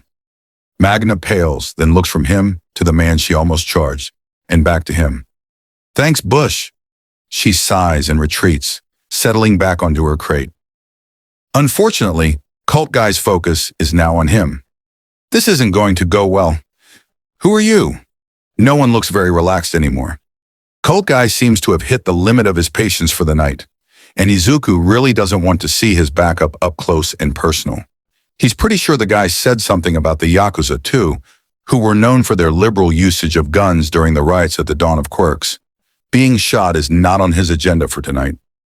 Deciding to be polite and get everyone out of here as fast as possible, fighting in enclosed spaces isn't the strong suit of the heavy hitters of the league, and Kurogiri isn't going to pick them up for another 20 minutes. He hops down the boxes, strolling up to the katana with forced ease. I'm the kid you stalked for 2 months. Thanks for fixing me up before you left. I would have gotten a lot of shit for missing an eye back in middle school. Damn it. That was not what was supposed to come out of his mouth, but staying with the league has been chipping away at his brain-to-mouth filter. Please don't let me die because I sassed a villain. The man's golden eyes narrow and he glares at Izuku. Dude, you aren't him. He was pure, quirkless. You have a quirk. Well, that made him more upset. I'm going to have to reveal my face, aren't I? Brat, get away from him, Shigaraki commands.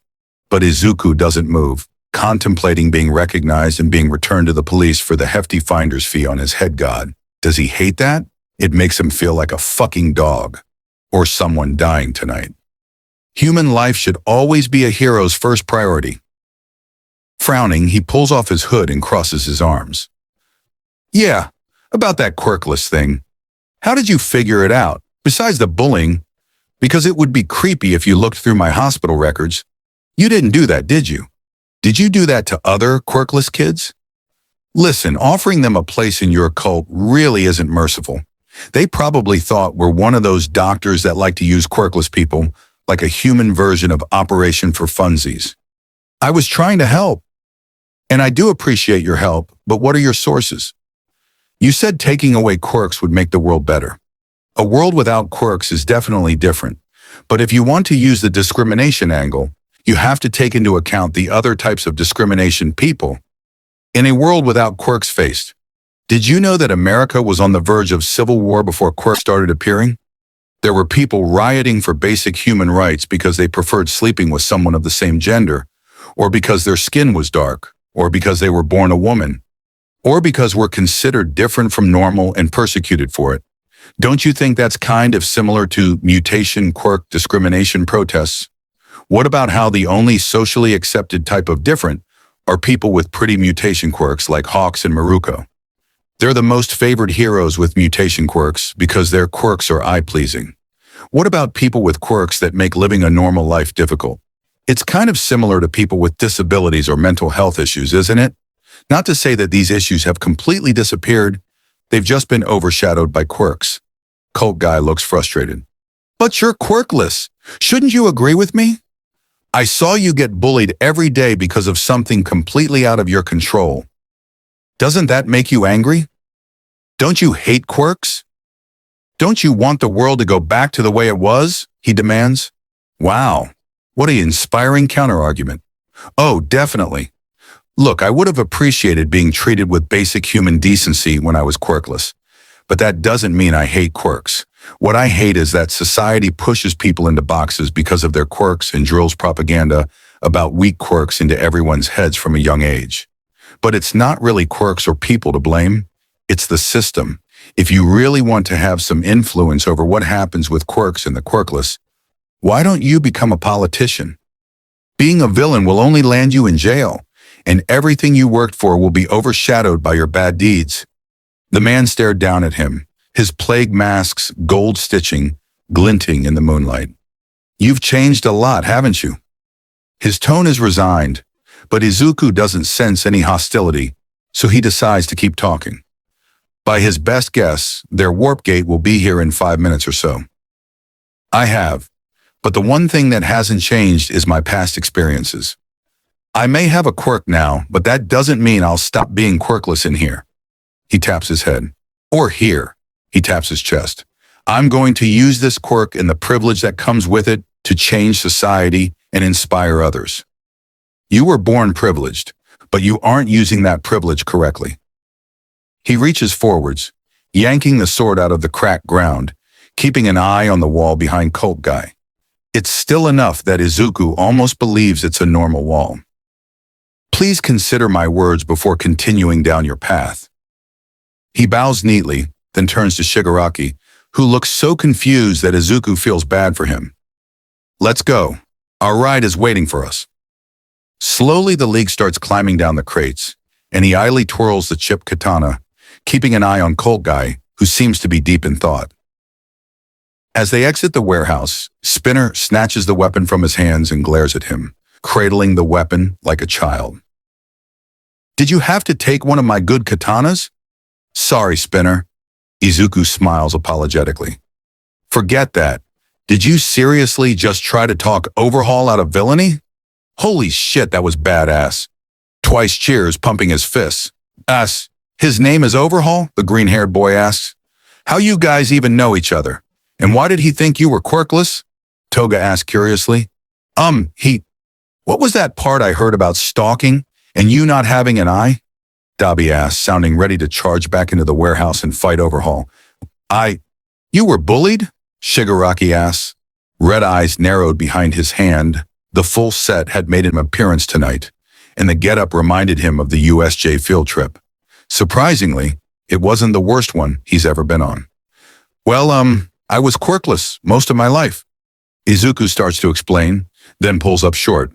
How to explain a transferable quirk in being injured regularly for a decade? I was bullied. A lot. Quirkless discrimination is at an all-time high in Japan, even though a lot of people diagnosed quirkless aren't actually quirkless.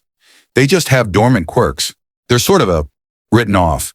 They have a lot of trouble getting jobs, and most die before high school ends. The older generation has been dying out faster because quirkless people are rejected from hospitals, or the fees are raised a lot because the machines can't handle them. He decides to ignore the darkening mood around him, keeping his pace a couple steps ahead of the group and keeping his tone light. Overhaul found me in my first year of middle school and started using his quirk to heal me. My classmates noticed and took it as an invitation to get rougher. I ended up having my eye halfway gouged out before they got squeamish and left. Overhaul came and healed me again, and that was the last time I saw him. I think he realized that I wasn't going to join his cult and that his presence was making things worse for me. The good news is that the kids that ganged up on me thought they killed me, so things shifted to suicide baiting, which was nice. Izuku pauses, clears his throat, then decides to finish this up. He can see Kurogiri's mist in the distance. As for my quirk, it's completely different from my family's, and it had special activation requirements. One was meeting my idol, which wasn't pleasant. I nearly suffocated a few minutes before, and he told me to give up on my dream to be a quirkless hero and be a police officer on a rooftop, then left. My quirk activated 10 months later because I also needed muscle mass for it to be usable, without it blowing my arms or legs off. Bone breaking was apparently the best I could hope for. I've been figuring out how to use it alone since I got it, since the only person I know with a quirk similar to mine and never had the same problems I do. But I'm alive now, and I don't break my bones anymore. So I'd say everything turned out okay. He finishes the summary of his life with a shrug as he reaches Kurogiri's portal. It's deathly silent. Thousands of questions and doubts run through his mind, but just before he starts to spiral, Shigaraki speaks up. How the fuck aren't you a villain yet? Izuku laughs dryly, some of his tension draining away. The others seem to relax as he turns to face them, though he notices they still wear dark expressions. That depends on your definition of villainy, Shigaraki. He shrugs, carefully watching Dabi, who seems the angriest at the moment. The others are better at hiding their anger, but he looks ready to explode. Where were your parents? Dabi grits out. Oh, I should have expected that. Dad ran for the hills as soon as I was diagnosed. Mom didn't hit me or kick me out. That's the best I could have asked for as a quirkless kid. The entire league grimaces at that, and Izuku flinches, realizing that he'd basically just trauma dumped them. I'm sorry. That was really out of the blue, and I must have made you all uncomfortable. Absolutely not. Mr. Compress appeared in front of him, resting a gloved hand on his shoulder. We asked about it, and you told us. There was nothing wrong with that, and you didn't make any of us uncomfortable, right? A chorus of yeahs makes Izuku jump a little, but he quickly relaxes. So you don't hate me because I was quirkless, he whispers, twisting his hands together nervously. I could never hate you, Zuko. You're too nice, Toga wails, pushing Compress out of the way and wrapping her arms around him tightly. He blinks, surprised, but hugs her back, looking to the rest of the league. Magni smiles at him, looking a little teary. Of course not, Bush. You're a good person, with or without a quirk. And just like that, the dam breaks. Izuku's face crumples, and he bursts into tears, silent sobs making his body shudder as he held Toga like a lifeline because someone cared. Someone cared that he'd been through hell and back. Someone acknowledged that what happened was wrong. And if it was a villain? Well, Izuku has never seen the world in black and white. As long as they accepted him, he didn't care what society labeled them as. Notes. In this fic, Overhaul gets off-screen character development from following Izuku around 2 years ago, and the 8 precepts of death started much sooner than canon. Here he actually wants to help quirkless people, not use quirks as an excuse for his horrible behavior. All of the feels in this chapter. I hope I did a good job with Izuku's thoughts and emotions, but if anything feels weird or repetitive, please let me know in the comments. Chapter 20. Reminders of those you love. Notes. See the end of the chapter for notes. As Mr. Compress carried the limp Izuku through the portal, he'd passed out after silently crying his eyes out and holding Toga like a teddy bear for 15 minutes, which was, honestly, heart-wrenching to watch. Shigaraki followed close behind, cold rage settling in his bones like lead. Dabi felt similarly, and every single one of his footsteps seemed to be fueled by barely controlled rage. Magna and Spinner had been wearing matching grim expressions since the kid started crying, and Twice was uncharacteristically silent. Himiko has been radiating silent rage since the boy had been removed from her arms, and her usual smile was replaced by her "I'm about to shank someone" violently frown. Kurogiri seemed to sense their moods, and his glowing eyes narrow when he spots Izuku unconscious in Mr. Compress's arms. Do we need to wipe out that Yakuza group? Shigaraki's hand ghosts his healed-over neck, but he quickly stops, remembering all of the effort Izuku put in to help him stop the self-destructive habit. Does he have self-destructive habits too? Letting out a huff, he slips the red artist gloves onto his hands before he impulsively dusts something. Mr. Compress carefully sets Izuku on the couch, then turns to face the rest of the league members, expression unreadable due to his black and white mask. I want to wrap him in bubble wrap and hide him away from the world forever, Twice announces, frown clear despite his mask. No, let's murder everyone who ever hurt him. I don't think he'd appreciate that very much, Dabi says dryly, looking over at the still form on the couch. He just said all of that so casually, like it was normal for... Spinner's voice cracks, and he holds his broken sword tightly. I mean, I was, but not like that. How is he even alive? I feel like I'm missing something, Kurogiri says, sounding confused. Zuko has a lot of different scars. How many different people do you think it was? Toga asks, fingering the edge of her knife almost lovingly. The entire group, save Kurogiri, seems to darken at this. Something is definitely going on with his mom, too. Some of those scars are at least 8 years old. There's no way she couldn't have noticed that shit.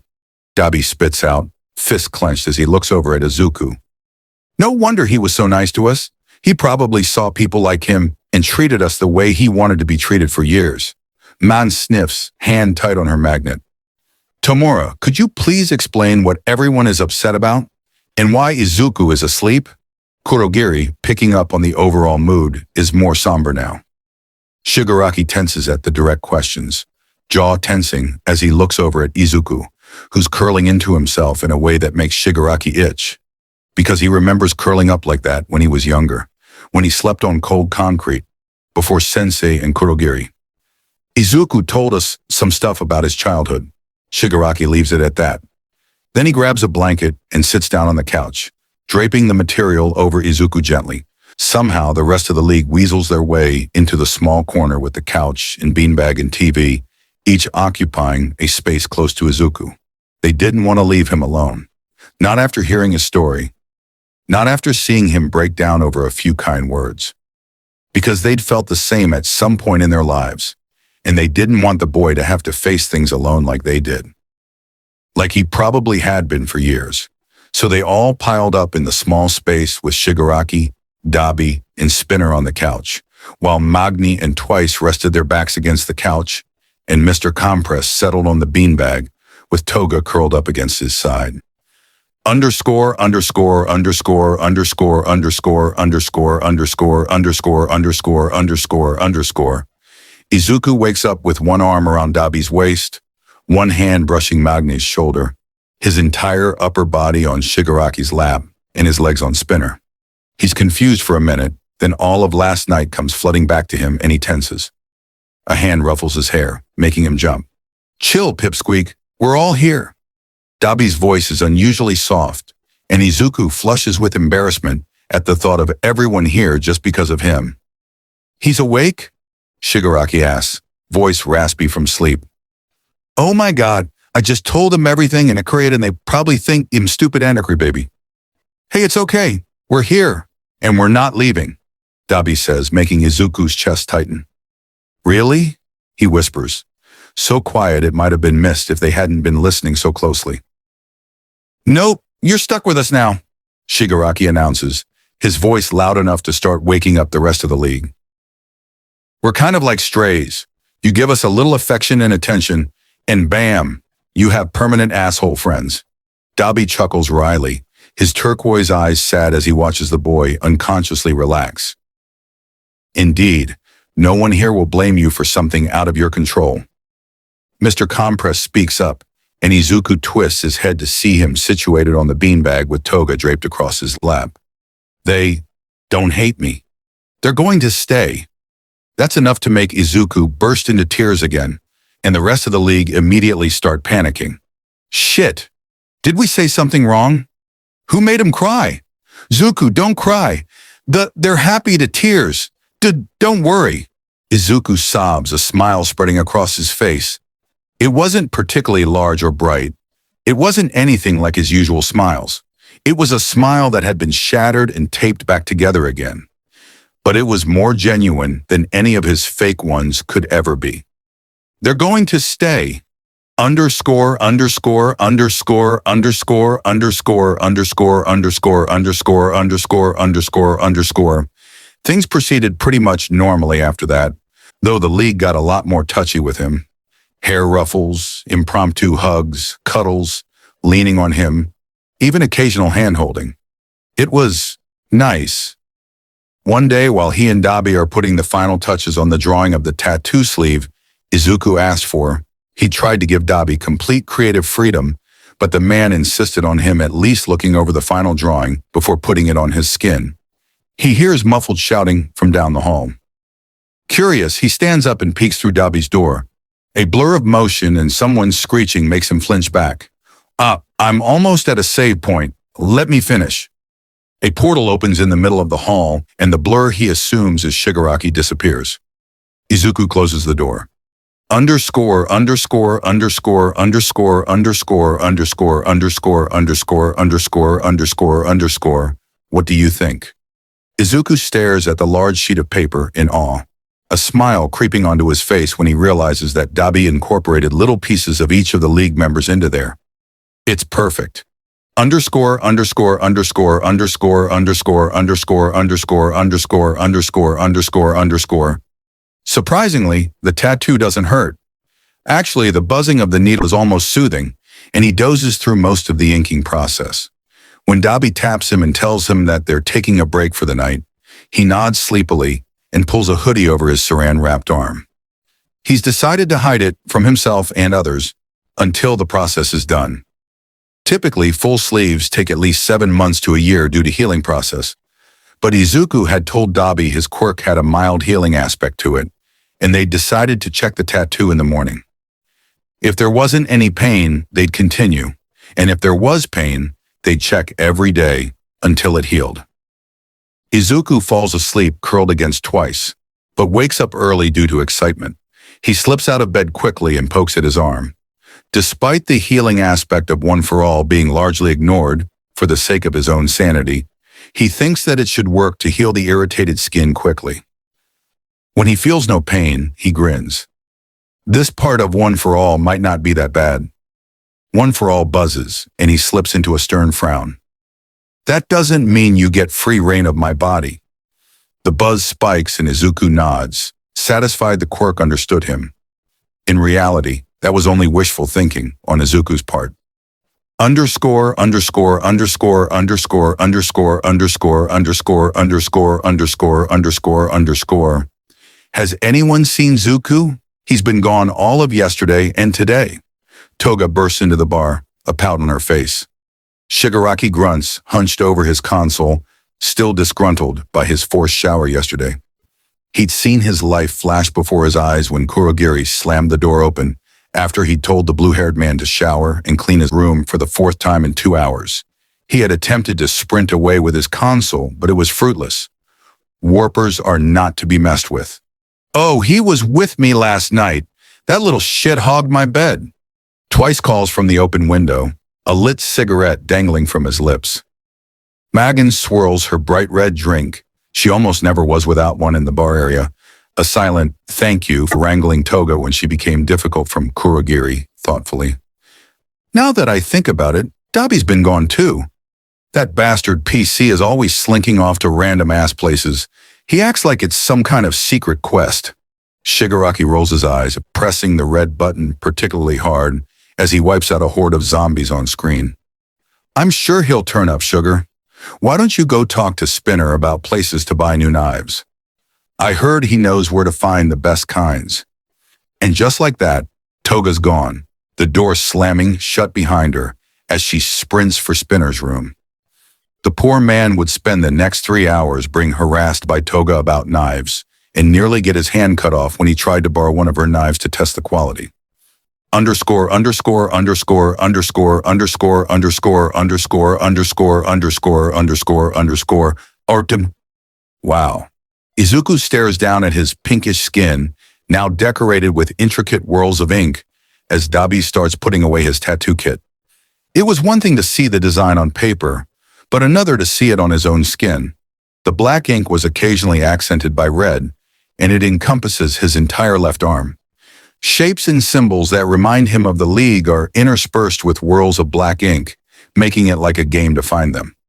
Spiderweb cracks in the shape of a hand on his bicep, Spinner's tattered scarf twisting around his elbow, a mask split in half for Twice forearm, an elegant silhouette of a misty cat for Kurogiri, a marble transforming into a skewered card for Mr. Compress and Toga on his inner arm, a dragon with an open maw curled around his wrist for Dabi, and Greek symbols for Magna, who, he discovered, loved Greek mythology and knew almost every story and would tell him if prompted. Wow! He breathes, eyes softening as he gently traces the tender skin, awed by how cohesive Dabi managed to make each symbol despite their differences. You look pretty much healed up now, But you should let the bandage sit for another day before showing it off, okay? Dabi instructs, gently poking him in the head. Izuku blinks and looks up at the burned man with a megawatt smile that nearly blinds him. Thank you so much. He embraces Dabi's midsection tightly, careful to avoid the area where he knows the burned man's chest burns are. No problem, Pipsqueak. Just don't go blabbing about my secret power, okay? Okay. Underscore, underscore, underscore, underscore, underscore, underscore, underscore, underscore, underscore, underscore, underscore. Yawning widely, Izuku stretches and then delicately pokes at his arm. When no pain comes, he unwraps the bandages, which are slightly wet from excess ink leaking from his skin, and rinses off his arm, admiring the tattoo. It's so cool. Smiling, he pulls on a borrowed tank top and clips his curly bangs up with one of Toga's hair clips, then strolls through the hallway, knowing no one but Kurogiri is awake right now.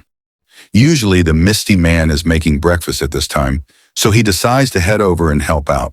He had been occupied with the tattoo for the past 2 days, and he felt kind of bad for leaving Kurogiri alone like that. The floorboards creak under his feet as he approaches the kitchen and peeks through the doorway. Inside, the Warper is hovering over 2 pans, but seems to sense him, and whips around. Oh, it's you. Could you dice some mushrooms for me? I think something chipped one of my good pots. Izuku nods, and the Misty Man turns back to his pots as he washes his hands and starts methodically dicing the large pile of mushrooms on the cutting board. Also, Kurogiri stops talking.